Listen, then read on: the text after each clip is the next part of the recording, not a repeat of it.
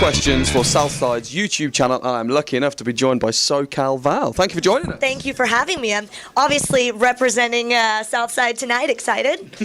Excellent. So just going straight into this. Okay. Why wrestling? Why get into wrestling? Why not? I have to say I was a big fan of movies and theater and things like that growing up. So I didn't have any males in my immediate family. So it is kind of an interesting thing to get into wrestling and to be around sports at all, because other than wrestling, I know nothing about sports. Nothing at all. But I was drawn to wrestling because of the storylines and kind of the sparkles, if you will, and the pomp and circumstance. And then I appreciated the athleticism a little bit later. I was so entrenched in certain storylines that really dragged me in watching it on television. So I just thought I had to do it. I remember seeing Stephanie McMahon, and I thought she's such a powerful female character, and I wanted to emulate her, and so I keep trying. I'm glad this goes into the next question. It's being a woman in what is predominantly a man's role, yes, and like you say, a sports role.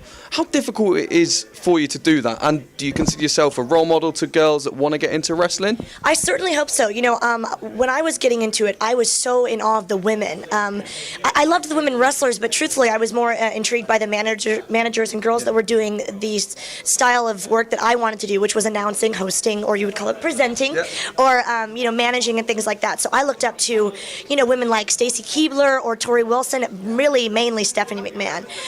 So it is a little bit difficult, and of course I can't speak for women's wrestlers because I have not wrestled enough to really call myself any sort of wrestler and don't, but I feel like they have to work almost harder in some ways to prove themselves, and seeing all the girls in the locker rooms in Impact Wrestling and WWE, I can tell you that they are so tough, and they actually have to prove themselves sometimes even a little bit more than the men.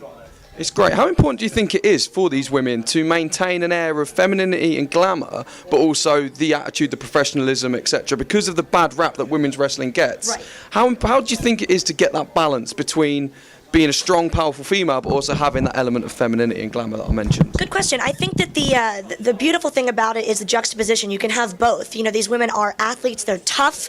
They can hold their own. They don't need to be the damsel in distress. And of course, there is a place for that in wrestling. That was always something I enjoyed, like a Miss Elizabeth character, and that's lovely. But the great thing about it is nowadays there's so many different types of female characters. You can have somebody like who's on the wonderful card tonight, Awesome Kong, who is more of the the strong, intimidating type.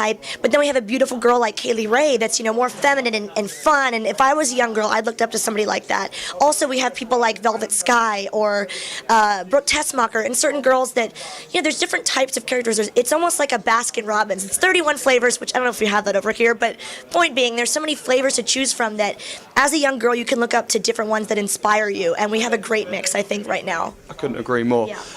You yourself, though, within wrestling, you can turn your hand to pretty much anything. Announcing, backstage interviews, and hosting YouTube shows, yes, etc. like that. Is that the secret to success, or is that just something you wanted to absorb as much knowledge as possible? I'd have to say both. Another good question. Thank you. I really wanted to be a Jill of all trades, if you will, but I never really thought that I'd get into so many different facets of wrestling.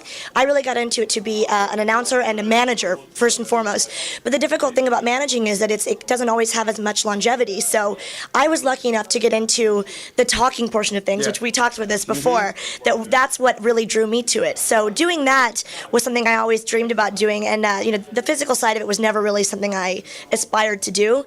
But yeah, I think that's kind of where my strengths are. And then of course it led into producing talent and commercials and writing my own scripts and thinking of my own shows and doing things like that, which not a lot of people realize that I did in TNA, which is, if you didn't work there or you didn't go to a lot of live events, you didn't really understand too much what I did, but that does get overlooked. So I appreciate you bringing that up, because that is something that I'm proud of, to at least have some skills behind the camera as well. Yeah.